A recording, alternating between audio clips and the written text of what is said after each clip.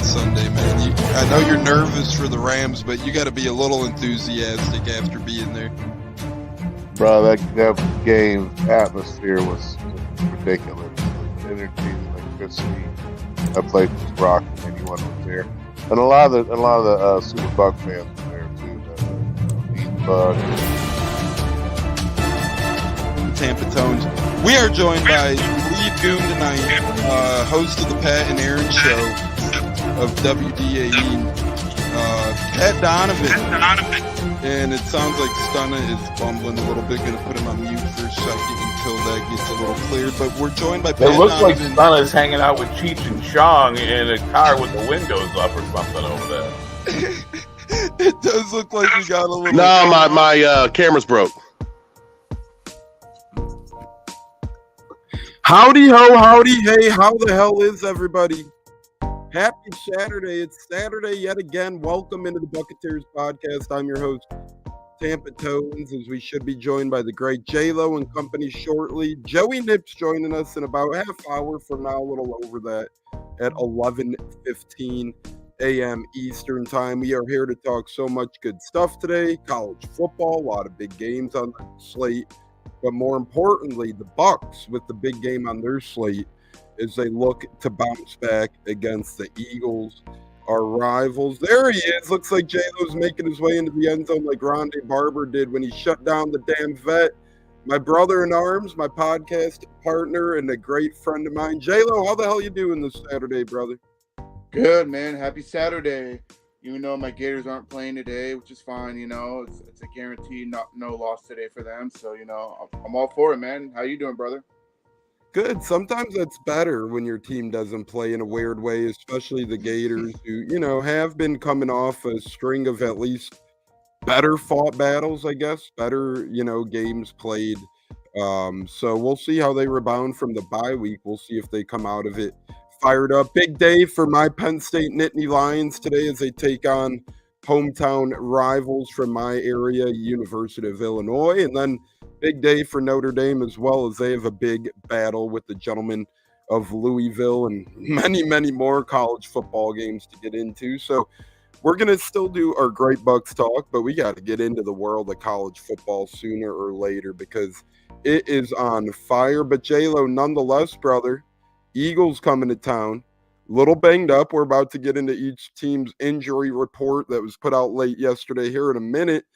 What do you look for when out of the coaching staff? We're going to start with first. When this coaching staff put on display a victory in week one, put on an upset victory in week two, Commandos week one, Lions week two, they got many kudos. They got many props and well-deserved. Last week, they get blown out by the Broncos. A lot of coaching questions come into conversations. You see a lot of people, I'm sick of it, but you already see some morons out there. Oh, fire Bowles. Oh, why'd we hire Liam Cohen?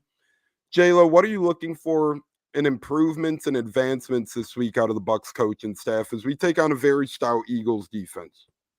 Well, for one thing, the Eagles are battling a lot of injuries, and with the backup stepping up to the plate, Bowles needs to get this team ready to take advantage of that, and that's what we failed to do last week.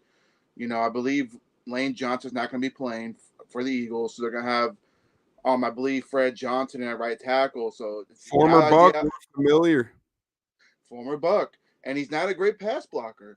So you got to think they're going to try to run the ball. That's what they're going to do. They're going to have the game plan to shut down Saquon Barkley. If you shut him down, get out to Jalen Hurts like you did in the wild card game, and we got a good chance to win. But hopefully the coaching staff gets these guys ready to play this time. This is a game that they need to take advantage at home and win. And as far as the fan base goes, it's going to be a lot of Eagle fans in there as well. So because of the hurricane, that's one thing that's going to be unfortunate for Bucs fans that can't make it to the game. But for the most part, I just think Saquon Barkley, he's the main guy you got to, really concentrate on and taking him. He's been on a roll this year. He's the leading rusher in the NFL right now. Philadelphia's very known to run the ball really well. They've done really well. Really, they should be undefeated. Their defense, gave in to the Falcons a couple weeks ago, showing that they are beatable and they can be beaten. So As far as the coaching staff, Liam Cohen, hopefully he'll quit doing this first down runs. When we're playing catch up, you can't be running the ball like that no more. And hopefully you will see Bucky Irving playing, getting more snaps. I know he's been battling a hamstring injury. Those damn hammies, they get you every time. The rookies, McMillan downgraded to doubtful as well. Well, obviously he's not playing then. I mean, doubtful means you're pretty much out, unfortunately. So now you got, you got Trey stepping up to the plate, getting in there. I think they're going to elevate Sterling Shepard, the veteran, in there to kind of help out with the receiving core. I'm not too worried about it. McMullen's unfortunate, but the next man up's going to have to step up if they want to play, football this season. And And it looks also, like Cam Johnson should be back, wide receiver, undrafted out of Barton. It seems like he'll be healthy and ready to go for the Bucs. So that's a bit of good news right there. absolutely, we're getting healthier. We're getting Vea back. Obviously, reported by the great Greg Allman, who's one of the studs out there. Shout out to Greg, man. He just always lets the Greg. fans have the best news. Absolutely, yeah, for real. I mean, this guy's been all over the place. Even during the hurricane, most of the reporters evacuated, and he stayed behind to, pick up the slack. And shout out to him. And also, we're getting Luke Gadecki back, which is a big upgrade because the right side's been struggling. So with him being back, we should be able to take on that great front D line of the Eagles. And I'm pretty sure Liam Cohen's got some tricks up his sleeves, to shut the fan base up, when it comes to saying, oh, Liam Cohen's a mistake. Listen, one game, okay? You're due for a bad game, and hopefully that was it last week, a wake-up call to this team that they need to wake up and, perform better, even with the reserves in. And we're getting healthier, by the way. And like you mentioned, that's J-Lo, that's a great point you bring up quickly. Let me butt in here. The reserves. Sure. That's huge because the reserves, people forget that they're reserves, and that doesn't mean they're bad players. It doesn't mean they're not good football players, but reserves are what they are. They're backups for a reason. They could fill in really nicely from time to time, but at the end of the day, you're going to see a little bit of inconsistent play from them because they are backups. They are reserves. So as great as Brewer played in previous weeks, as great as Still has done on a handful of snaps here and there, last week when we had to rely on guys like Greg Gaines and Brewer a hell of a lot more, you could see the running ability that the Broncos brought to the table, and a team that was really struggling to run the football entering last week. And J-Lo, about a week ago now at this very time, I said we better watch out for Bo Nix because with his legs, that is, because we've seen what Jaden Daniels did to us, and we've seen what Bo Nix did the first couple of games on the ground. So to me, and we're going to get to the injury report here next, but right now, say we're without Cansey, say even Vea's on limited snap count, even if he does play, these reserves, these backups, these linebackers as well are all going to have to come together and really understand and put a good foot forward on how to contain Jalen Hurts because he's going to be running like a madman out there, especially if they're shorthanded. A.J. Brown might be on a pitch count.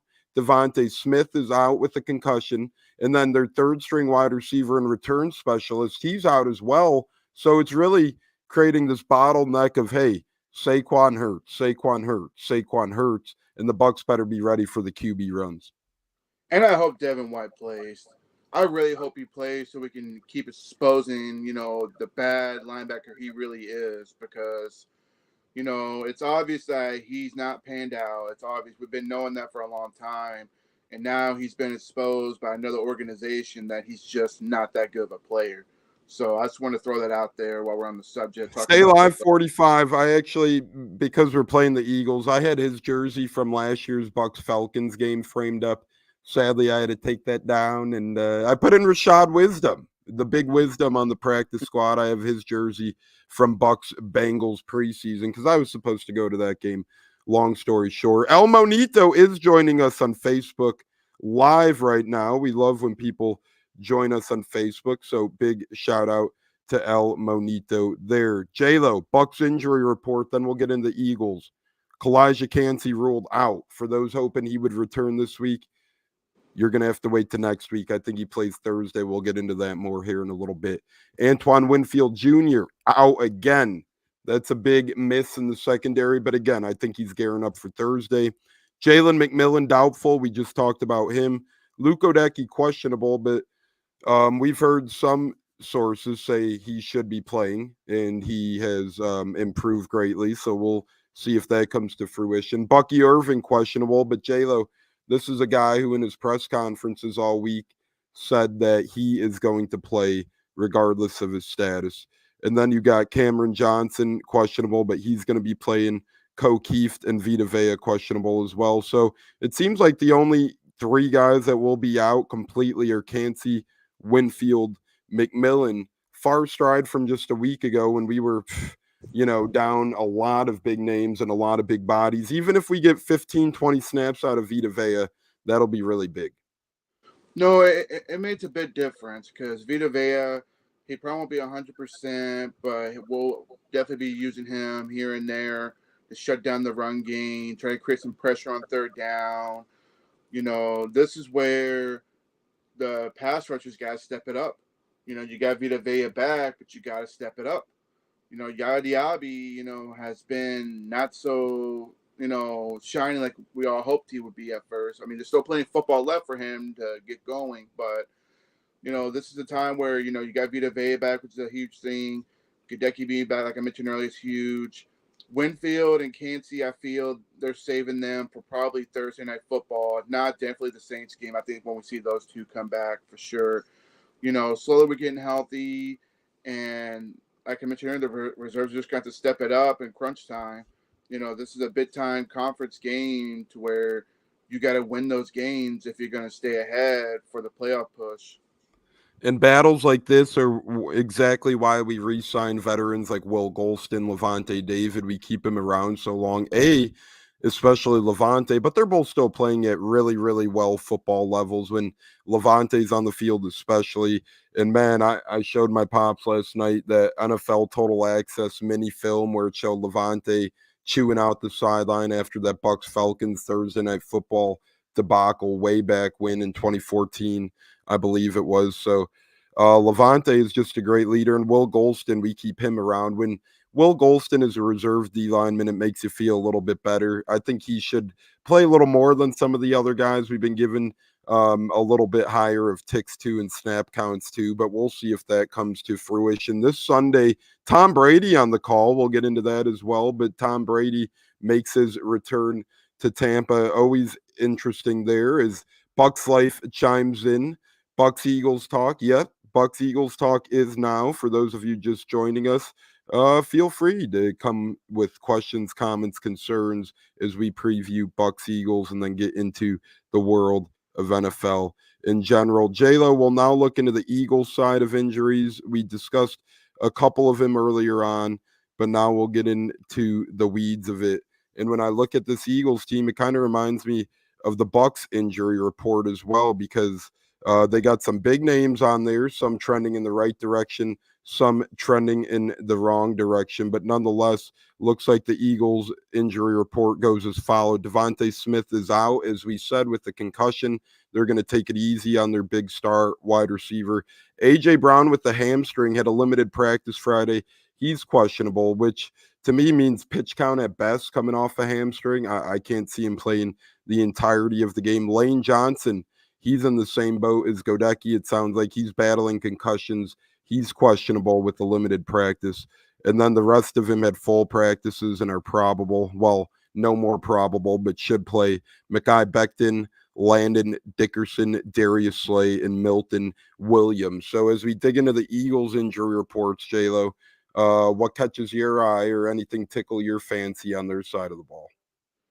Well, the more Smith being out, that creates a lot more breathing room for our DB room. Lane Johnson, I think that's a big one. I think if he's out and you have to go with a Fred Johnson, then obviously they're going to be running the ball a lot, because they're not going to keep force feeding the ball to a hammy injury A.J. Brown. I think if he does play, he's going to get some touches, but at the same time, he's not going to be 100%. He's not going to be at his best. So you already know it makes, like I said, the DB room more breathable. But to me, I say Lane Johnson's the big one. If he doesn't play, then that creates more opportunities for the pass rush to get pressure on Jalen Hurts and make him make mistakes, because he has not playing his best ball for a while now. He just hasn't been the same since their 10-0 start, and then that's from last year, and then that's he starts falling apart. And I still think this locker room is very breakable to where they're gonna lose their minds and not follow what Nick Sirianni wants the best out of them. And the great Jay Garrison joining on Facebook Live as well. So shout out to Jay. El Monito still chimed in as we are here talking Bucs Eagles and a full show of football talk here on our Saturday Showdown weekend to kick off. J-Lo and Tampa Tones here with Joey Nips joining shortly, talking all things college, NFL, and so much more. J-Lo, we're going to get a little more into the weeds here on Bucs Eagles for the next 15, 16 minutes or so as we continue to slice and dice into football season. Two teams that are 2-1 looking to get to the 3-1 mark. We're going to go out to our player to watch now for the Eagles, J-Lo. If you had one guy that you either side of the ball, doesn't matter, or you can name one on both if you really wanted to, but one guy on this Eagles team that you're circling, double highlighting, red ink and all, that you think this Buccaneers team should be very, very either fearful of or prepared for this coming Sunday? Jordan Davis, a D tackle on the defense side of the ball for the Eagles. The guy's a stud. He was a beast at Georgia, and he's starting to come up really well up in the NFL this year. I mean, he's definitely a good run stuffer, taking on double teams. And they're going to go out to the right side of Cody Ahmad, trying to capitalize on his slow start, unfortunately. And plus, Grant Barnes going to the rookie. That's the main thing I'm looking forward to. See Grant Barnes against Jordan Davis. I think that's going to be a good matchup because, he did play left tackle in college. So he's got some experience going up against all kinds of, big-time players. So I know pretty much him and Cody are going to have to work together to double team him to help create holes for Rachaad White and Bucky Irving to get some roles because you got to be able to run the ball if you're going to be successful in this league. That's the problem. Yeah, it's a pass league, but also if you run the ball, it creates more play-action plays and get creative with Baker Mayfield. Because when he's on fire, he can sling that ball, but you got to protect him. And that's the number one thing is shutting down Jordan Davis. Yeah, the number one thing is shutting down the big man. He is a guy who you could get into his head easily, it seems, though. Jalen Carter, that is, not Jordan Davis. My bad, Jalen Carter. No, both are very good, J-Lo. Jordan Davis, Jalen Carter. So whatever one you got to refer to as. You were talking about Jordan Davis. I'm going to talk about Jalen Carter a little bit here because he's a beast as well. Both of these big boys up front, you're going to have to look out for, especially if you try and establish the ground game, the run game. Both of these cats are from Georgia, so they're very familiar with each other, Davis and Carter. As J-Lo just tooted Davis's horn, I'm going to do the same with Carter. Carter's weaknesses, he is a little bit of, you could get in his head. You could play mind games with him if you out-physical him. So guys like Graham Barton, guys like Cody Mock are going to have to step up in this one, really win their ground game battles on that offensive line in the trenches. And you start putting a guy like Jalen Carter in his place, he's going to start freaking out, melting down. You've seen him last week yelling on the sidelines, getting into fights with fans and whatnot. So he's a player to watch, but I'm intrigued by him because if the Bucs shut him down, I think it could lead to some offsides penalties, personal foul penalties, and it could really help the Bucs win the game with some flags as well. Speaking of winning the game, we're winning because we got the Godfather, James Rubright, joining us live on Facebook right now, as well as Facebook continues to be blowing up. We appreciate everybody joining in on Facebook or wherever they might be tuned in from. J-Lo, offensively, I'm going to circle Saquon Barkley, obviously. Saquon, ever since going to the Eagles, he's looked like a new man out there. Obviously, I'm a Penn State guy, beast at Penn State, went to the Giants. He was killing it. Couple of injuries happened. Offense never really progressed too well. Next thing you know, Barkley and the Giants couldn't come to terms on a contract. Barkley leaves New York. Here comes Philly, and through 3 games, he has not disappointed Eagles fans. He's found the end zone at a premium, tearing up yardage on the ground every time he can, catching passes out there. So, J-Lo, I think Saquon Barkley is going to have to be a guy this Bucs team is prepared for, ready for, and they're going to have to hold him or slow him down any way they can because this guy is incredible. Absolutely, and I think it's time to see more Savasi Dennis in there on those run stuffers. To me, no respect to KJ Brett, he's done all he could do, to be a good, motivation because I see him, hyping up the boys before pregame. But with Savasi Dennis, if he stays healthy, this guy's going to be our starter from then on forth. I think you get that man involved with his quickness and speed to shut down Saquon. Because once he hits that hole, he's gone. There's no stopping him. He is gone. Just watching him last week against New Orleans, when he had that open hole, he just shot like a bullet out of a gun, just took off running. And I'm like, geez. That's where having Vita Vea back's a plus because when you have And him, Barkley and Hurts back there together, oh my. oh, it's scary. But Bowles is one of those masterminds that can create, a package to prepare for him. Now that Smith's not playing and AJ Brown's not going to be 100%, so your main focus is like you said, Saquon Barkley and Jalen Hurts, and you can't leave out Dallas Goedert either because he went off against the Saints. But I feel like Levante, will have a much better game covering him and taking him out of the game. But mostly we're going to see a lot of running, a lot of run plays out of Philly. And if you shut down the run, you'll shut down the Philly offense. And here we have it. I'm learning. I just got a little alert. We're having technical difficulties with the comment room, I guess. So some comments are not showing up right now, potentially. So I'll continue to work on that as we are here live on the Buccaneers for about 55 more minutes or so as we lead you guys up to kickoff. Joey Nips should be joining us shortly as well. I know we're about to get into our Bucs Bets, J-Lo, but this is kind of a funny story here, breaking in the world of baseball and the announcing world.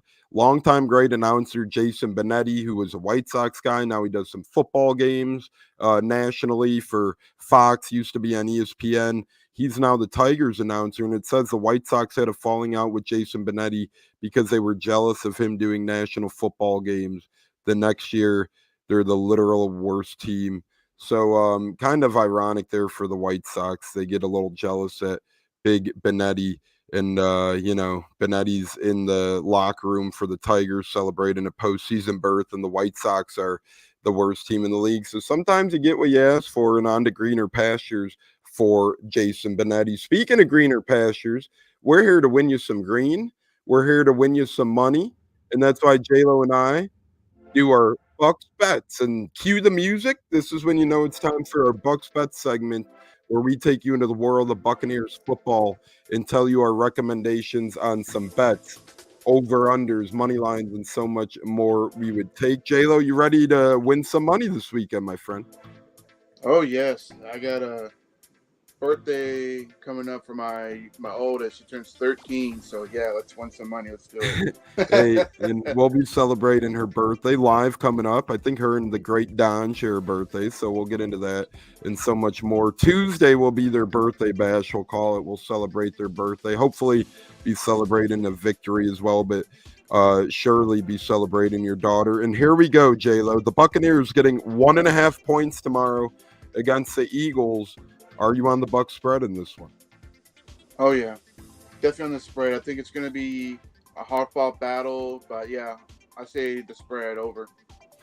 I'm going with the spread as well. I think the Bucs cover. I think the Bucs win outright. I think the Bucs bounce back against the Eagles and really throw dirt off their shoulder. A lot of the national media is turning again on the Bucs, which is fine with me. I love it.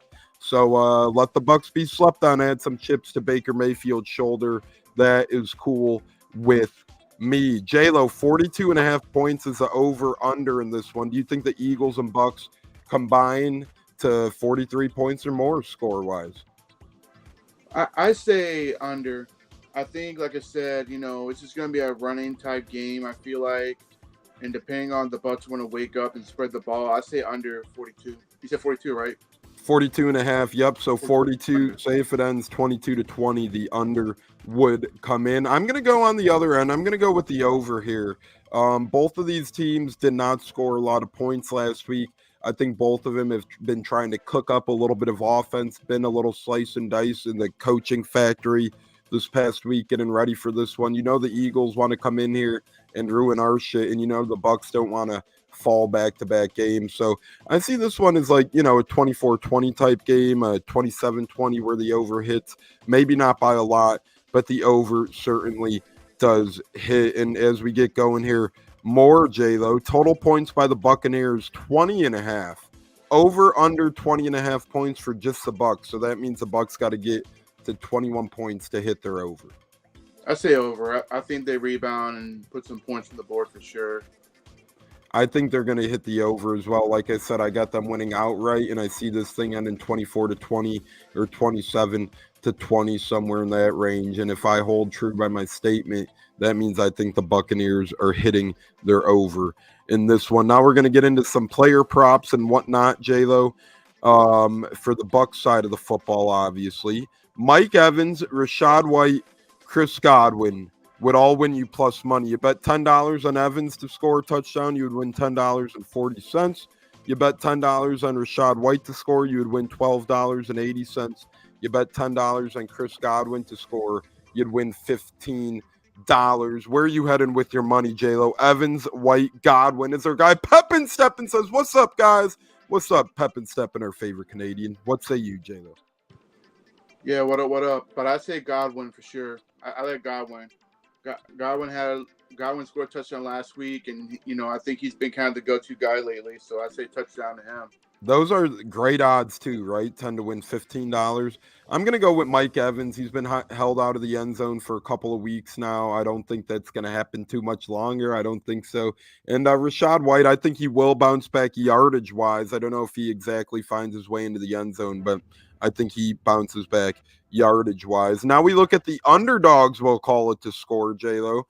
If you could put $10 on any of these cats to score a touchdown, where are you heading with? $10 for Payne Durham to pay $130 if he gets into the end zone. $10 on O'Keefe, who's likely to play to win $130 if he gets into the end zone, or $10 on Cam Johnson to pay out $90 if he does get his way into the end zone for the first time. Oof, tough one.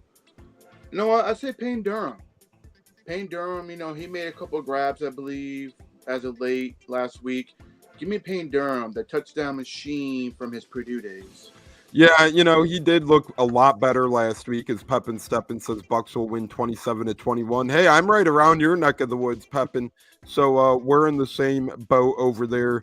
But J-Lo, give me Cameron Johnson, 9-1, especially if we do see the wide receiver room be shaken up a little bit. McMillan's likely out. Trey Palmer, I like him a lot. It seems like the Bucs like him, but he does get his fair share of penalties. So give me Cam Johnson out there, 9-1 odds. Last touchdown one before we move on here, J-Lo. We call these the intermediate odds now. Which of these middle guys are most likely to score, or would you put money on to score? Bucky Irving, $10 to win 23. Cade Otton, $10 to win 33. Sean Tucker, $10 to win 32. Or Trey Palmer, $10 to win 35. No, I say Cade Otton. Cade Otton pretty much dominated that team in the playoffs last year. Give me Cade Otton. I think it's his time to shine. I'll bet on Cade Otton. I'd go with Cade Otton as well. Nothing against Sean Tucker, but anytime you're a third-string running back, it's going to be hard to find your way into the end zone, minus a special teams gaff. Trey Palmer, I just need to see more of him before I make that bet this year. So far, he hasn't really. He needs to wake up pissed off, Tom. That's what he needs to do. He needs to wake up pissed off. He hasn't said anything. Oh, and then Pepin Steppin giving you love, J-Lo. There you go. Loving the mic hat. And then, Bucky Irving, I think he could be. I just like Cade Otton's odds more. If I could put 10 to win 23 on Bucky or 10 to win 33 on Otton, I'm going to go with Cade Otton. J-Lo, from touchdowns to yardage.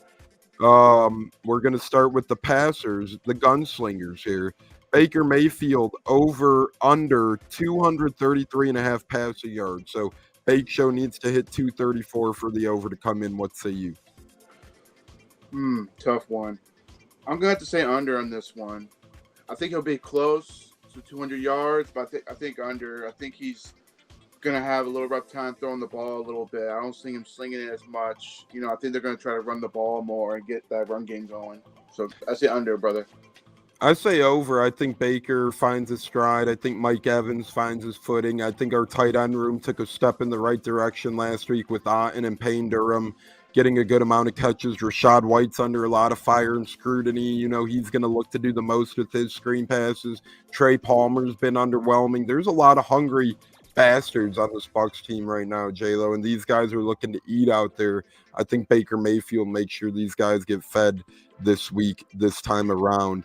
Touchdown passes, Baker Mayfield over 1.5. If you put $10 on it, you would win 12. Are you going with Baker Mayfield over 1.5 touchdown passes? That I'll get behind. I say over. I think he's going to find the end zone twice throwing the football, whether it's to Chris or Mike or even Cade Otten. He's going to throw for 2 touchdowns. Jalen Hurts over half an interception. It's about even money, so put $10 on it to win 10. Are you betting on Jalen Hurts to throw an interception? I think he does. I think he does throw an interception because I think if we shut down the run, he's going to try to force the ball to A.J. Brown, and I'm pretty sure in that package Bowles has got, I say yes, he'll throw a pick. I think he'll throw a pick as well. He's prone to do so this far, and the Bucs defense is hungry. Zion McCollum's been getting in the right place at the right time all over, so give me a pick in this one as well. Over under receiving yards now. Mike Evans, 64.5, J-Lo, which means he needs 65 for the over. He hasn't gotten there the past couple of weeks. What say you about this week? I say over. I think the Eagles are beat up in the DB room. Like you said, Darius Slay, he'll play, but he won't be 100%. And they got 2 other rookies, on the other outside. And I think Mike's going to have a field day on them, even in double coverage. I go over as well. Chris Godwin, 64.5 over under, so same as Mike. I'm surprisingly going under here. I think Godwin gets his way into the end zone, but I think he's right at 60, 63 yards on like a good amount of catches, 6 or 7. But again, I think the wealth is distributed a little more. I like Godwin touchdown, but I'm going under on his yards. What say you, J-Lo? I say over. I think he'll barely hit over, but I think he'll get over that yardage. I think he's going to see the ball a lot because, like I mentioned, the DB room, they're very beat up and very rookie-like. They got C.J. Gardner-Johnson's bitch ass back over there, but I think he's going to stiff arm his ass to the ground again. Man, and they did us no favors by losing to the Falcons on Monday Night Football, but that's a whole nother story a couple weeks back. But fuck them for that. Cade Otten, 25.5 receiving yards, over, under for the big man. Now that I'll put over. I think Cade Otten's starting to come on from last week. I think he had a career high in catches. So I say over for over 25 points, something yards, I think he said. We'll switch off now because we are going to be joined here by Joey Nips momentarily to talk Colts ball, Bucs scores, college, and so much more. Trey Palmer over 15.5. I'm going over for Trey Palmer, 15.5. That's one nice catch for Trey Palmer, J-Lo, and he's in. You end this with no, actually we're going to turn into another one here because we don't really need Rashad White. We talked about his rushing and all that fun stuff already. So from passing yards to rushing yards to receiving yards, or from passing yards to receiving yards, we'll go to rushing yards quick, J-Lo. Rashad White over under 36.5. Under. I'm going over. I think Rashad White gets to the 37-yard mark. We'll see, though. He needs a big game. We'll see if he gets there. And I hope he does. I hope he does. Just so we're clear, I'm not trying to doubt the man. I just think with that Eagles, with that front D line, it's going to be hard to run the ball on. I see Rashad doing better at receiving yards and rushing yards. Just so we're clear on that. Field goals, over under 1.5 by Chase McLaughlin. Over, easy. I'm going over with that as well. I think McLaughlin has a nice day with his leg, if I'm being completely honest. And then pretty much there's no defensive ones out yet, so we'll end on this, J-Lo, before bringing in Joey Nips. Over under 6.5 points total for Chase McLaughlin. I say over. Because, I think we'll get an opening drive down the field, but we'll end up kicking another field goal. We just can't get in the end zone. But, yeah, I say over for that one. I think he's going to have some points. Yeah, I think over as well. I think he's going to get over 6.5 points. And speaking of over, we got Joey Nips. Over 11:15 a.m. Eastern. That's on our fault, though. But, Joey, how the hell you doing this Saturday? Gentlemen, yes, we could give a yes movement. It is a great day, not only for us here in the National Football League, but the college landscape is absolutely beautiful today. We got two of the biggest powerhouses in the nation. Georgia trying to overcome last year, would have been in it without Bama taking them down.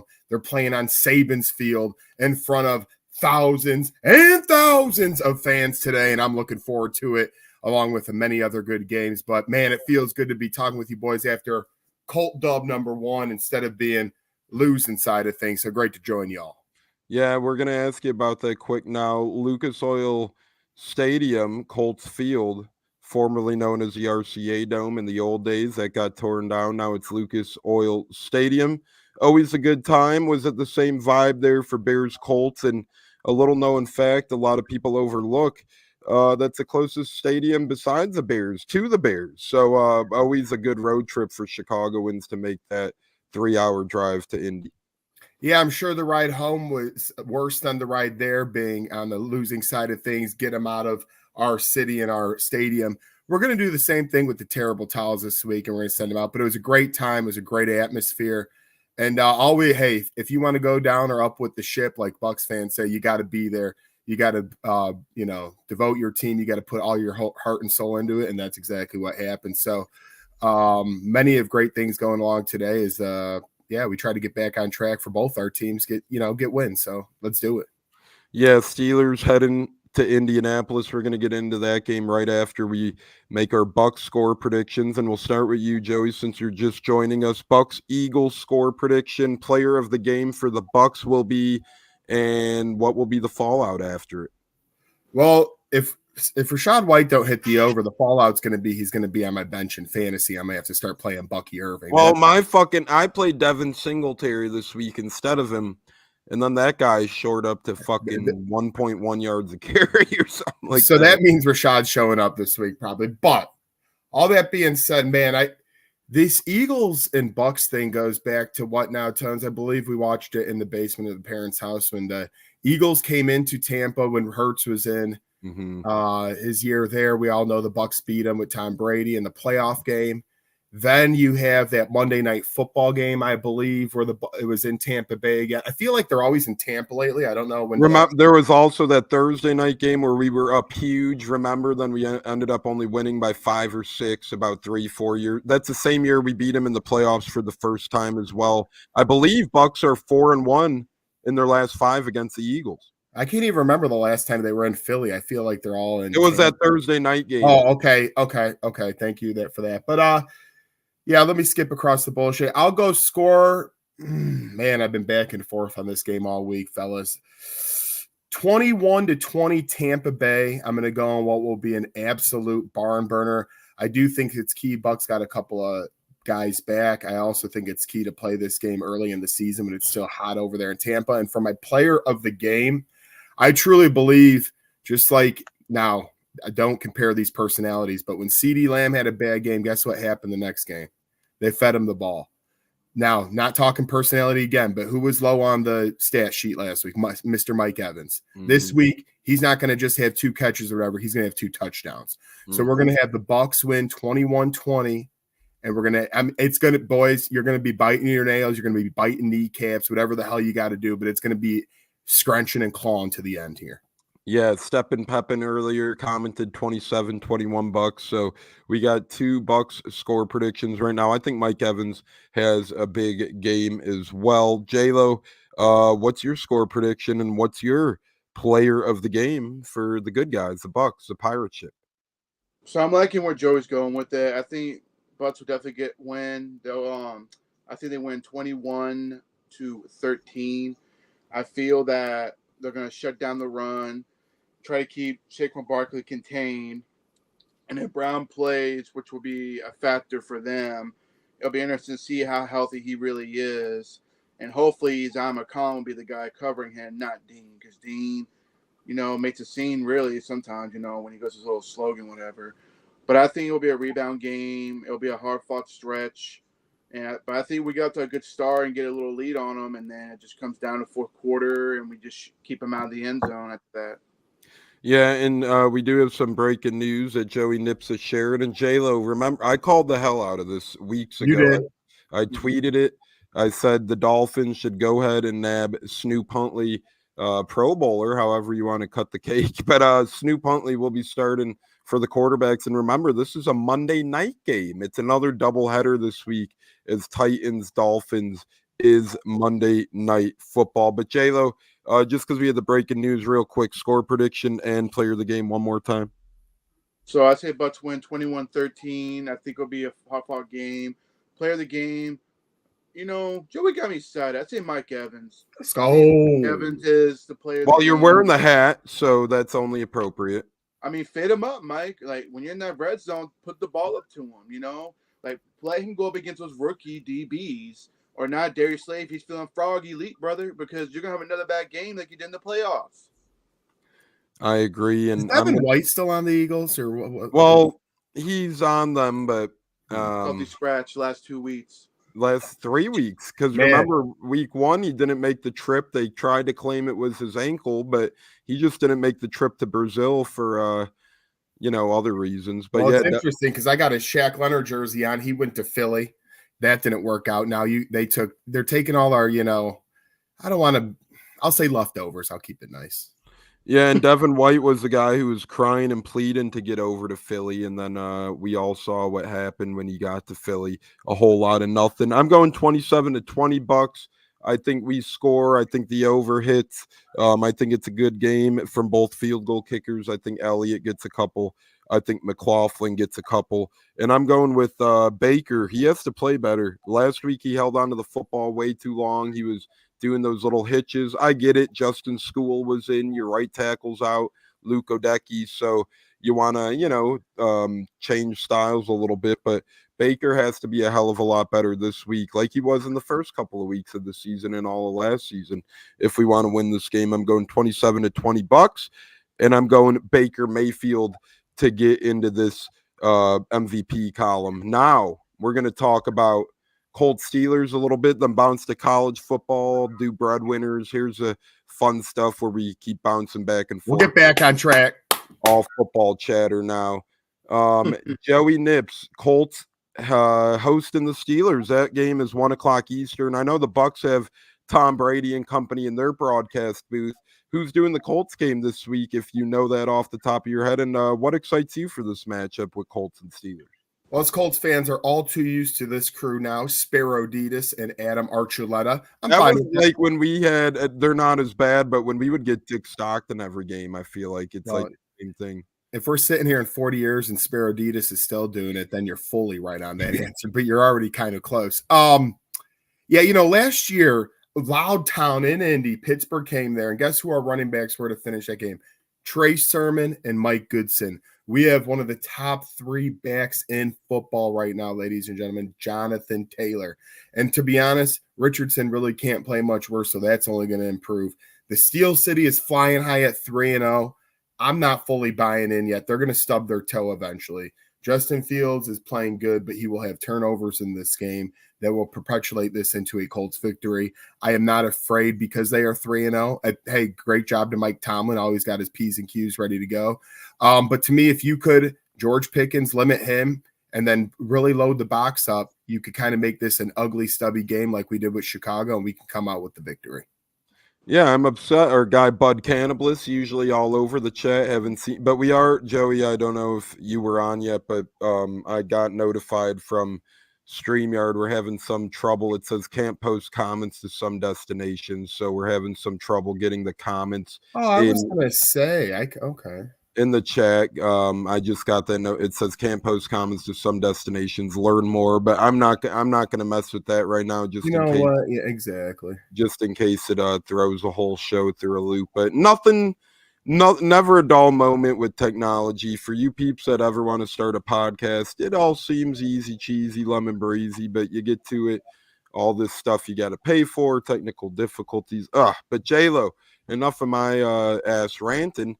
What say you on Colts Steelers this week? Your beloved Gator, former Heisman potential Anthony Gator is looking to win, or not Anthony Gator, Anthony Richardson. We love both Anthony's, Gator and Richardson, but Anthony Richardson is looking to win 2 in a row now. Yeah, man, go AR-15, baby. You know, I'm a big fan of his, and like I said, he's getting better and better each game. I think Fields is going to be kind of exposed, you know, for what he truly is, going into a very tough environment over at Indianapolis. So I say Colts 28. I think they put 28 points on the Steel City. I love that confidence, big fella. And then I say the Steelers get 13. The Colts win 20-13. I think it's a showcase that, yeah, Steelers, you got a great defense, but this is going to be your bad game. Struggling trying to chase down AR-15, run the ball on them. And it seems like, I don't know, maybe we talked it into existence. Suddenly Olive, Neil L., and the rest of the crew are coming in with big numbers, and that's awesome. Neil, our guy, one of our right-hand guys here, as Neil always says, make sure if you're watching on YouTube, hit that like button, hit that subscribe button, and turn that notification bell on. So anytime my goofball ass, J-Lo, Joey, whoever the hell's live, you'll be taken directly to there. Olivia says, hey fellas, hey Olive. Hey, shout out to our Packers. How about it? Have a backup quarterback who everyone threw to the mud and they just win games. I'm not gonna lie, I thought he was cheeks. I thought he was ass. I thought Malik Willis was a terrible pickup by the Packers. Again, this is me being brutally honest. He's proved me wrong, man. He's won a couple of tough fought football games now against not easy teams, the Colts, and then on the road in Tennessee. You're going to have to roll your sleeves up and play some good football in those games, and that's what Malik Willis has done. But it's called coaching, man. You know, yeah. You got to give him his flowers. He's a great coach. That's why. I mean, dude, that whole division, not the Bears necessarily, and nothing against Eberflus, but when you're looking at the Vikings, the Packers, and the Lions, that could be the best coaching clinic in the league. They're not in our division. Yeah, thank God we That's got. all I gotta say about that one. Thank God we got Dennis Allen and we got Dave. Thank God we got Dennis Allen, Dave Canales, and Raheem Morris doing their best to lose football games. But I will say for the Colts, because as Joey alluded to, we got so much college football to get to. I think the Colts win. I'm going to say not an easy game, but I think they win this. I think they win by double digits, fellas, and here's why. Here is why I say the Colts come in and smack the Steelers around a little bit tomorrow. Multiple reasons to this. A, the Colts have played their worst football the first 3 weeks of the season, and they still came out 1-2 and should be 2-1. They should have beat the Texans that game. I don't really care what people say. So Colts have been playing terrible football, and they're still at 1-2. Steelers, they're 3-0. And that's been playing their best, but they haven't really been all that effective. Jalen Warren's out tomorrow, which means Najee Harris is going to have to get more touches. It's not like Fields has been a physical specimen out there throwing wise either. He still doesn't really know how to throw well. Colts defense has done so well for years to stop the run. They haven't really shown they could do that well yet outside the Bears, who they can't run a fucking football through a freaking barn right now if they wanted to, but like all that put together, Colts turn the switch this week. Their run game, their run defense steps up. Anthony Richardson has not a great game, but a competent game against one of the better defenses in the league, in my opinion, which is the Steelers defense. They got Joey Porter Jr., who's just an incredible defensive back out there, former Penn State Nittany Lion. I think Michael Pittman burst onto the scene this game, has about 50, 60 yards and a touchdown. I'm going with the Colts 24-13. I think they went by 11. You know, they might call it the Steel City, but listen up. We in Indianapolis, we bring our own steel to the Steel City. So you can take your terrible towels and you can get the hard hat. We are here to stay. Bleed blue, baby. I'm shocked they make one of those big enough to fit your head, but that is awesome. I was like, wow, that is incredible right there. Speaking of incredible, that was Lee Corso, Joey Corso right there. And speaking of Joey Corso, it's time to pick our college football games, guys, with the slate being so big. You got to keep that thing on now the rest of the show. I got to. Keep that on, Joey. It looks so sexy on you, bro. Oh, J-Lo might be catcalling you. We're going to save Notre Dame and Penn State games for last because those are two of the bigger games. Oh, J-Lo just picked up the phone. He didn't see it. He didn't see it. Hey, Oh, Pops he's texted the in phone. finally a good use for the banner hard hat. There we go. Well, you know, those things protect your head, I guess. So we'll go with that. Hey, I wear mine at work. I decorated mine. I put the FTR AEW stickers on mine and all that. You have fun with it, but that baby blue one just cracks me up for some reason. But we'll get into the world of college football, and we got a loaded slate on our hands today. We're going to go around. We're going to do pick 'em, starting with Joey, going to J-Lo, then myself. Joey, you're starting because it is your Indiana squad. You got the Hoosiers undefeated at home, noon Eastern time, Big Ten rivalry against Maryland. That spreads all the way up to 8 points. Indiana's -8. Who do you like in that one? I mean, outright, I like Indiana, but you know, when a team like Indiana or Illinois, some of these undefeated teams who usually aren't by now, it's risky when you're given more than a touchdown. I mean, Maryland's not a walk-me-over team. They're not great. Finally, to his brother, I feel like he was there a million years. It's finally his time. But, you know, they'll win, but I think Maryland will backdoor cover. I think you said 8 now. I saw 7.5 yesterday. It keeps jumping. So I like Indiana outright, but I think Maryland gets the backdoor cover. Mr. H texted in the show. He says, "Hey boys, driving, so can't comment, but you guys are a riot already." So he's tuned in. We got all our college football fans in the house. J-Lo going from the Big Ten to the Big 12. Kansas State takes on Oklahoma. Kansas State's a 5-point favorite. That's a noon Eastern kickoff. Oklahoma State and Kansas State both had devastating losses last week. Who do you like to revenge themselves in that one? Oof, man, tough one. That's going to be a really good one to watch. I'd say give me Kansas State at home. I think they rebound and get a big win at home. Yeah, I'm going with Minnesota-Michigan game, noon Eastern, although I like Kansas State, your pick, but we're going to switch off here. Minnesota's +10 in the big house of Michigan. Michigan looked better last week against USC. I like the over in this game, but obviously we're not doing over-unders, so I'm going to go with Michigan winning outright, but I think Minnesota covers in that one. I think Minnesota loses by less than 10 points over there. Joey, we got an interesting one here, or I'll give that one to J-Lo because that's more of a Tampa game. But BYU Baylor, noon Eastern, this is a fun one. BYU is having a hell of a year, getting 3.5 points on the road. Baylor, that was a hard-fought game by Baylor last week. Who do you like in that one? Yeah, listen, the Mormons of BYU are undefeated. Baylor, like you said, coming off a tough loss. This is another one you could flip the coin, and I wouldn't say you're making a bad bet either way, but I think Baylor bounces back since they're at home. I think it's time, BYU, the high horse comes down a little bit here, and I'll take Baylor outright and to cover. Oh, wow, I like that. Baylor, just such a tough game last week, but they'll bounce back. J-Lo, South Florida, our own, 3.5 on the road in the green wave of Tulane. Who do you like in that one? Does South Florida bounce back? Underdogs on the road?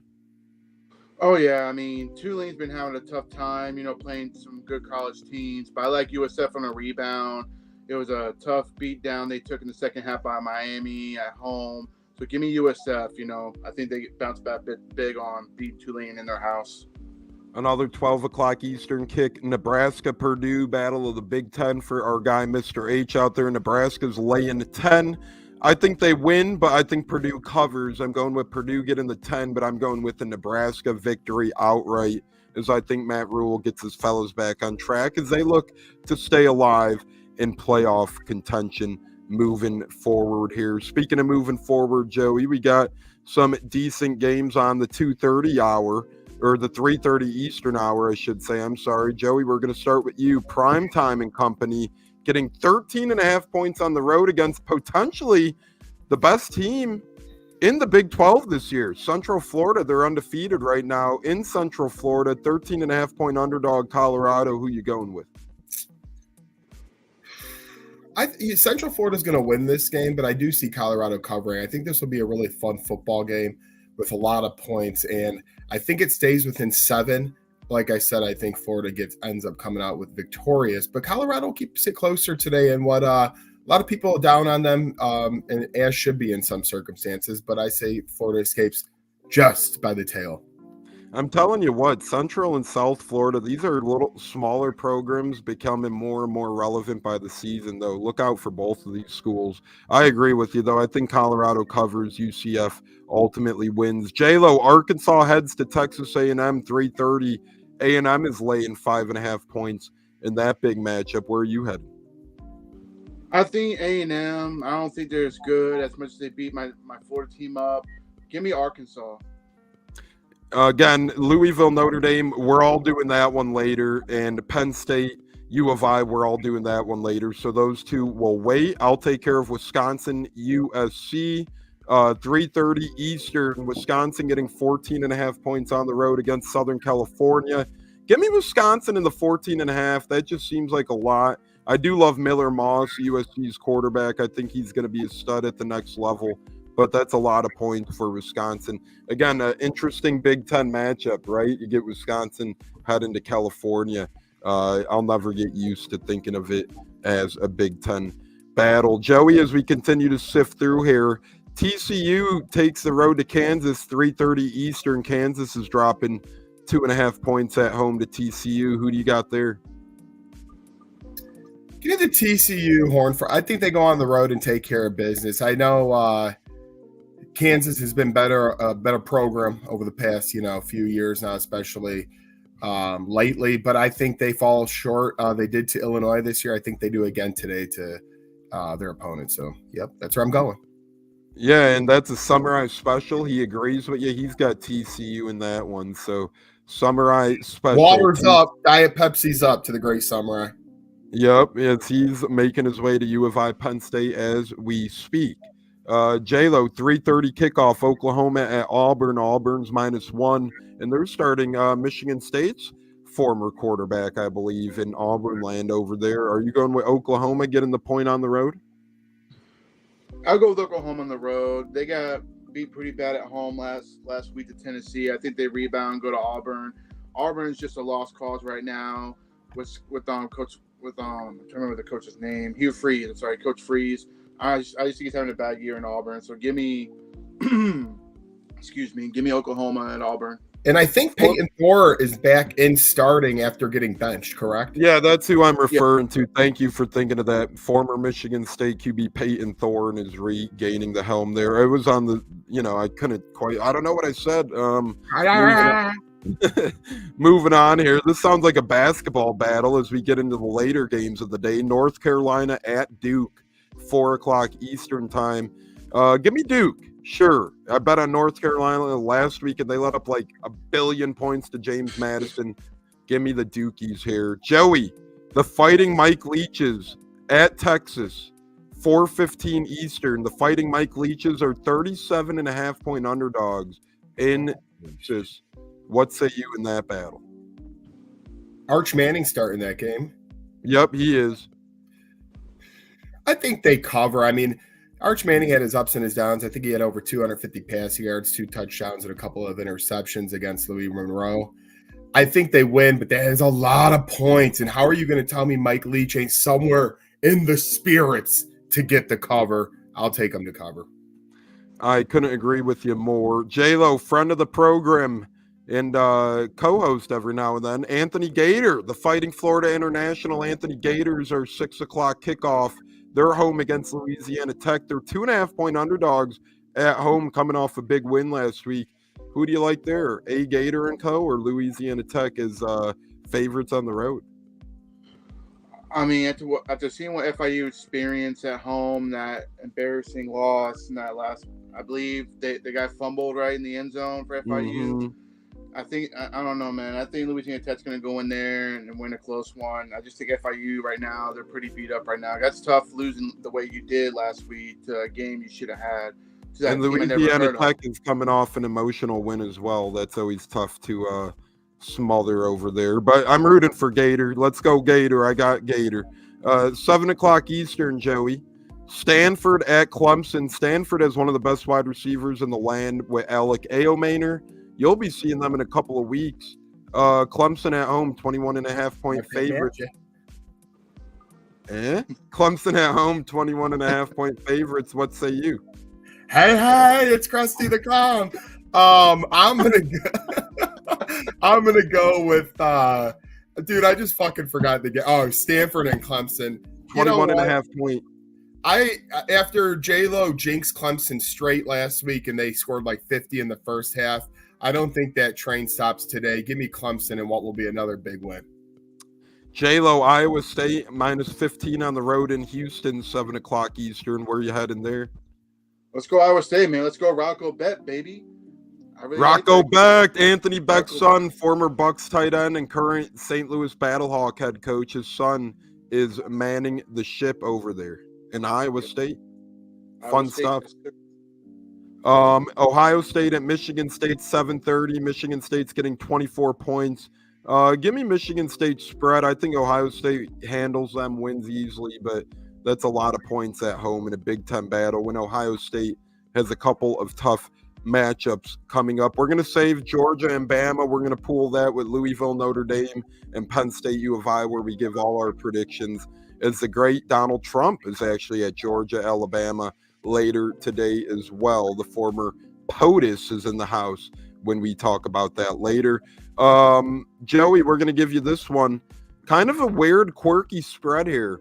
Brian Kelly and company of LSU, they're home only giving 20.5 points to South Alabama at 7:45 Eastern. That seems like a little low of a spread to me. Yeah, well, when you're low, like a low life, I should say, like Coach Kelly is over there in Baton Rouge when he tries to speak with a Southern twang, he hugs his players inappropriately. Just a lot of bad stuff. So, you know what? It's low for a reason because they're not going to cover. Give me the road dog. J-Lo, 8 o'clock Eastern. The Seminoles of Florida State, 6.5-point underdogs on the road at SMU. Where's your head of money at there? Ooh. Time, have Florida State having a rough year, and it's going to get a whole lot worse. Give me SMU at home, beating Florida State. Florida State just can't score that many points, and SMU can score. So I don't know. FSU is going to drop this one. Sorry. But no, fuck that. I'm not sorry. Fuck the Seminoles. Oh, shit. I love it. Cincinnati, Texas Tech, 8 o'clock Eastern. Cincy +3. Give me Cincinnati on the points in the road. Texas Tech, they can't stop a nosebleed. Last go around here before we get to the big three, I call it, and we all give our opinions on those. Joey, last game for you, my friend, 8 o'clock Eastern. You get the Battle of New Mexico at New Mexico State. New Mexico State, 8-point underdogs at home in that rivalry. Where are you headed in that one? Holy shit. Give me the Lobos. Give me the Lobos. Hey. I'm not going to pretend and sit here and read off stats like I know what the hell I'm talking about in that one. Just give me the Lobos. Mark it. This is a fun one. Undefeated Washington State on the road against Boise State, J-Lo, 10 o'clock p.m. Eastern time. Washington State undefeated, getting 6.5 points on the road. Where are you going with, J-Lo, Boise State or Washington State?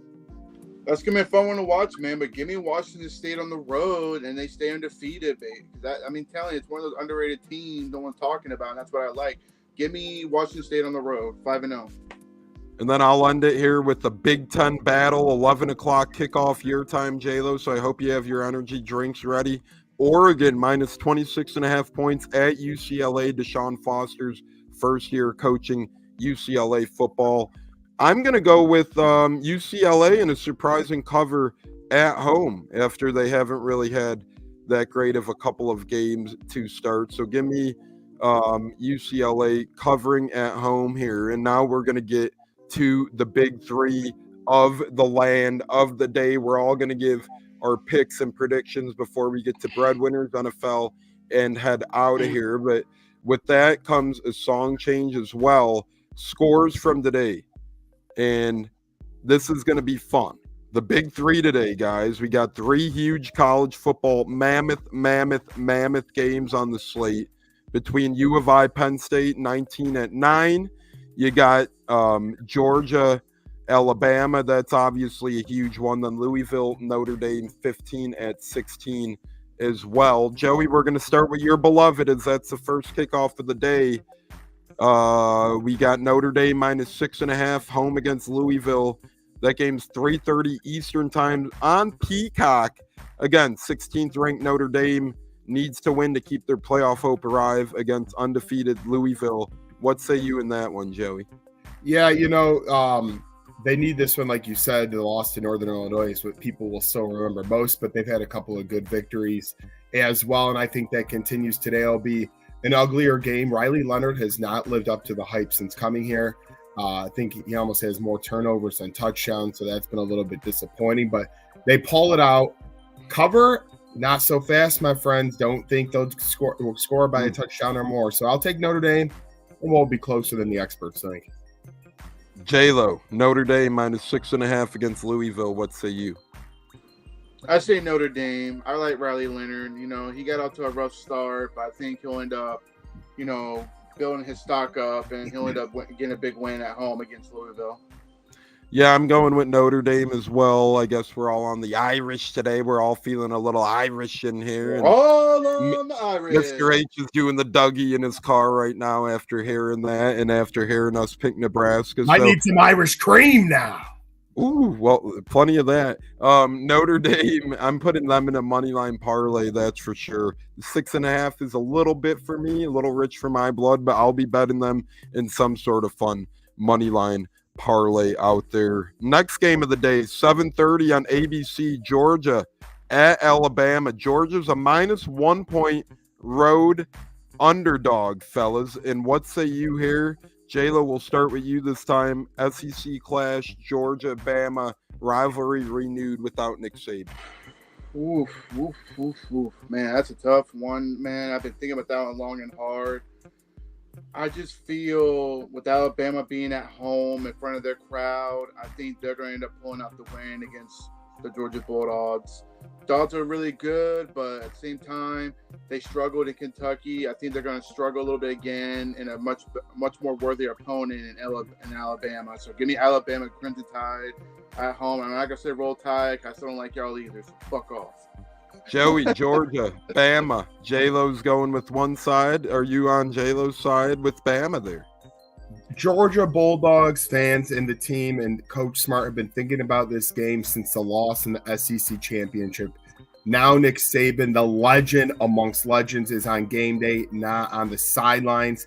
I think that's the difference in today's game. I know Milroe is the better, more experienced quarterback, but whoa! I don't know about better. I'm gonna, but keep going. Yeah, I do think I think to each their own. But Georgia's going to win this game. So not only do they have the better coach, maybe to your point, they have the better quarterback. I think they avenge the loss. Bulldogs in a close one. Milroe is a dog. Don't get me wrong, but I'm stating it right now, ladies and gentlemen. Tim Crowley, you could fucking record this if you want. Carson Beck, quarterback of Georgia, will be the #1 overall pick in next year's 2025 NFL draft. I'm calling my shot right now. This kid will be a Carolina Panther or an Oakland Raider by this time next year. This kid's incredible. He's got what it takes to play the game of football. I like him more than Shedeur Sanders. I like him more than Quinn Ewers and some of the other top quarterbacks as well. The #1 future pick in next year's draft, Carson Beck, leads their team on the road to victory today in a very tough environment in Bama. Then, guys, Penn State takes on U of I. Penn State is -18 at home. That's a lot of points. Penn State is coming off a big win against Kent State. 3-0 Penn State taking on 4-0 U of I. Joey, again, Penn State -18. This game's 7:30 Eastern on NBC. What say you? Yeah, listen, Illinois has done things right. I mean, it was a very impressive game last week on Fox against the Cornhuskers. Went into their house, were able to get the victory. And they just keep rolling. They had an extra day off. But that being said, Penn State, they're just a little bit better in all the areas, right? They got Mr. Aller, who's had a better year than last season at home. I know they did struggle against Bowling Green a little bit, but that game they got out of their system. I think Penn State wins by 10-14, but not cover. J-Lo, what say you in the giant spread? Illinois, 19th ranked at Penn State, 9th ranked, 18 is the spread there. I mean, Illinois, they're off to a very good start, and I like Coach Brett Bielema. I think he's a very underrated coach, but at the same time, going to a tough environment, Penn State's another tough ask. I do see Penn State pulling this one out. for sure at home. As far as the spread goes, I mean, I'm not too great at those spreads, but I say Penn State at home by 10. Yeah, I think Penn State wins at home as well. I don't think they cover, but I think they ground and pound, and then Drew Allard pops out. Listen, the thing I like most about Penn State, they didn't play any D2 or FCS eligible teams. They're 3-0 against 3 bowl eligible teams: West Virginia, Bowling Green, Kent State. I know Kent State and Bowling Green aren't great, but they're sure as hell better than the Division II teams of the world. Give me Penn State to win, not to cover. I like U of I to cover. Ladies and gentlemen, before we get to our breadwinners, real quick, we're not doing spreads in the NFL. We're just doing our NFL pick-em as we go around the horn. Real quick, just say who comes to mind, who you think will win the football game. J-Lo, we'll start with you. Bengals at Panthers, 1 o'clock Eastern. I think the Bengals are going to avoid the 0-4 start, and they'll go 1-3. They should go into Carolina and take care of business and knock the Panthers off. That's a battle of the Jungle Cats. Joey, 1 o'clock Eastern. Bo Nix looking for 2 in a row at Aaron Rodgers and the Jets. Yeah, that's where it stops. I think the spread is big. Like you said, we're not doing those straight up. Jets. Oh, I land on Rams, Bears. This is a toughie. Rams are really banged up. Bears need a win. Both of these teams need a desperate win. I just think it comes down to coaching, and I think Sean McVay holds the upper hand against Matt Eberflus. Give me the Rams and the points, and honestly, give me the Rams money line outright. I just think it's a close game, but a better coach game for the Rams. Vikings, Packers, J-Lo, that's a really fun one. Jordan Love's questionable, but Malik Willis is 2-0, and Sam Darnold, well, 3-0. Yeah, I mean, surprise start for the Vikings, especially spanking the Texans last week, taking care of business at home with them. But give me the Packers at home. Like I said, they're a well-coached team. Whether it's Jordan Love or whether it's Malik Willis, one of them will get it done for them. Joey, you're written all over this one. The winless Jaguars at CJ Stroud and Co. 1 o'clock Eastern. Boy, I love seeing the Jaguars winless and Trevor Lawrence. And we'll be there next Sunday in Jacksonville. Yes, we will. But they always keep it close with Houston. Again, I know we're not doing spreads, but that'd be a tricky one. But Texans do win in what will be a very close ball game, a division game. Saints at Falcons. I have 1 o'clock Eastern. Jesus, they're giving me all these games. I like the Saints. I hope the Falcons win to get to 2-2 and knock off the Saints, but I know the Saints are a little banged up, but they've just been playing pretty damn good football this year. Give me the Saints. Now we're moving into the afternoon slate of tomorrow. J-Lo, the Redskins at Cardinals, the Commandos, whatever the hell you call them, 4:05 Eastern time. Redskins are 2-1 now. What say you? I mean, that's going to be a really intriguing game, truthfully. Kyler Murray versus Jaden Daniels. But give me Jaden Daniels and the Commanders on the road, right? They're on the road or they're at home? They're on the road. Yeah, so you're taking Commandos. I like that. Joey, this might be Jacoby Brissett's starting funeral tomorrow. Patriots at 49ers, 4:05 Eastern. Jeez, don't put the guy 6 feet under like that. No, I'm saying his starting funeral. His starting funeral. Yeah, I think, listen, San Fran coming off 2 losses in a row back home against a team that struggles on offense. Give me the 49ers by 49 points. Oh, shit. Wow. Chiefs Chargers like 49. Hey, they might. Chiefs Chargers. I think Mahomes continues to win. It seems like Chiefs get good luck on top of good luck on top of all their skills. So give me the Chiefs. Yeah, they take on the banged up Chargers. J-Lo, Browns Raiders, the last afternoon game of tomorrow, 4:25 kickoff, that is. Oh, man, what a shit show game that's going to be. But because the Raiders are shorthanded of Devontae Adams and Max Crosby, give me the Browns. Joey, you get a really fun one with Lamar and Josh Allen, Sunday Night Football, 8:20 Eastern Time, p.m. Bills, Ravens, tough one to pick. Yeah, I think 3, if not all of the undefeateds will maybe lose this weekend outside of the Chiefs, and I think that will continue here. Ravens at home, 1-2.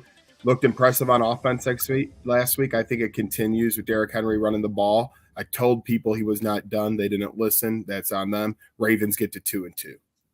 Yeah, now Monday night doubleheader. I'm really liking these Monday night doubleheaders. The more they appear, the more they happen. I'm a big fan of them. 7:30 Eastern Time, Monday Night Football on ESPN. Titans at Dolphins. I'm going with the Dolphins. I think Dolphins just run the hell out of the football. Snoop Huntley started now, as Joey said earlier. I think between Devin Achane and Mostert and their other backs and Snoop Huntley, they're just going to ground and pound the Titans to death. J-Lo, take us home. Seahawks, Lions, 8:15 Eastern, ABC, Monday night. As I said last week, I'm not really surprised. I'm not really, impressed with the Seahawks, but after watching them recently, give me Seattle on the road to beat the Lions in their house. Wow. Because for some reason I started watching Seattle highlights, and I'm like, okay, Jeremy, let's go back to the drawing board, and yeah, give me Seattle on the road. And now we're just going to do a fantasy question each before we get to our breadwinners and final word, as we are bumping up against kickoff. Joey, if you could only start one this week, who are you starting out of the following? Let's make it interesting. Malik Willis or Sam Darnold in that matchup? Oh, Vikings usually they're gonna stump their toe here eventually, and they're outside in the elements. Malik Willis though just doesn't get enough action for me. Give me Sam Darnold. J-Lo, this seemed like a laughable question at the beginning of the year, but now it's a very much so serious one, especially with Devontae Adams out tomorrow. Are you starting the rookie Brock Bowers or Travis Kelce at your tight end spot in fantasy? You know what?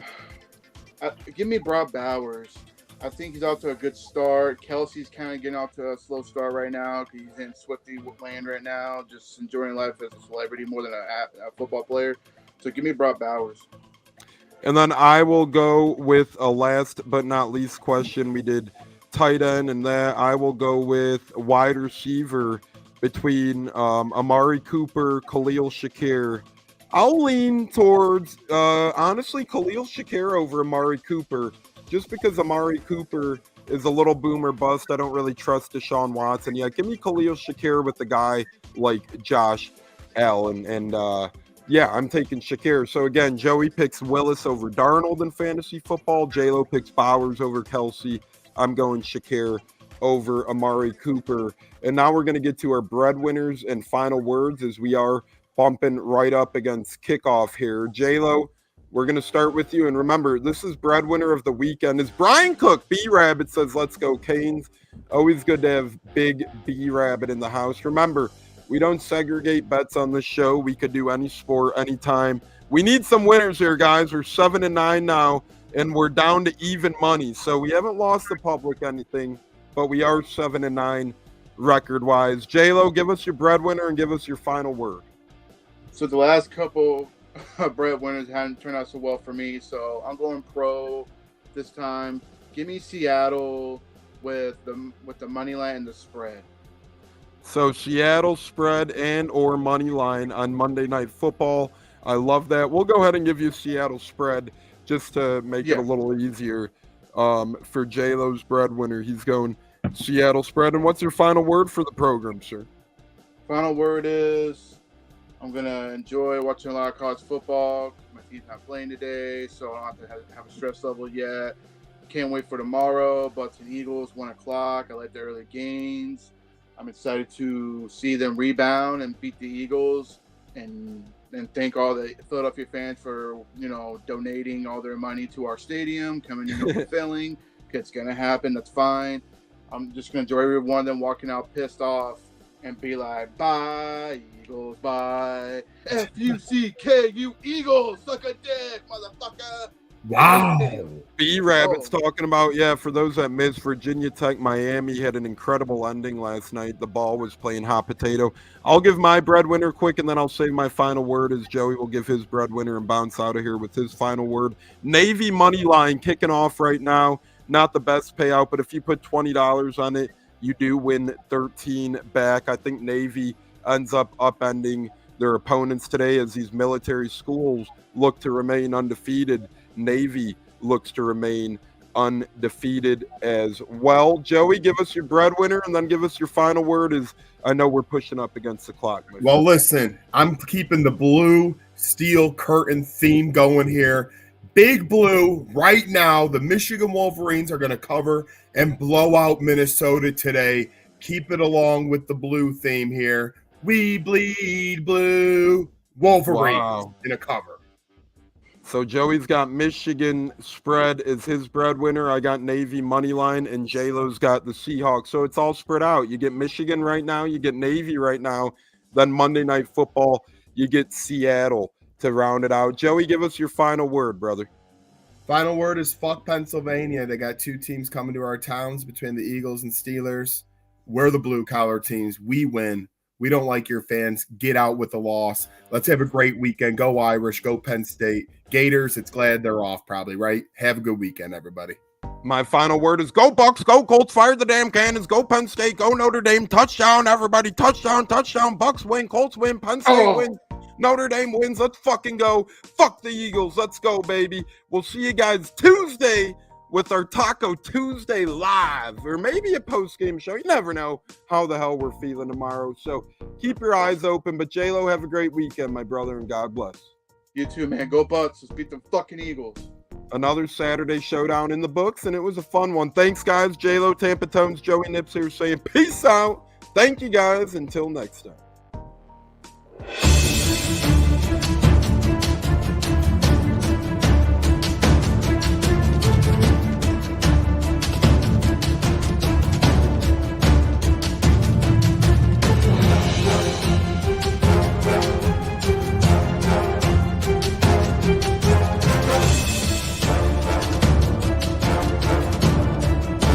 Game on Sunday, man. I know you're nervous for the Rams, but you got to be a little enthusiastic after being there.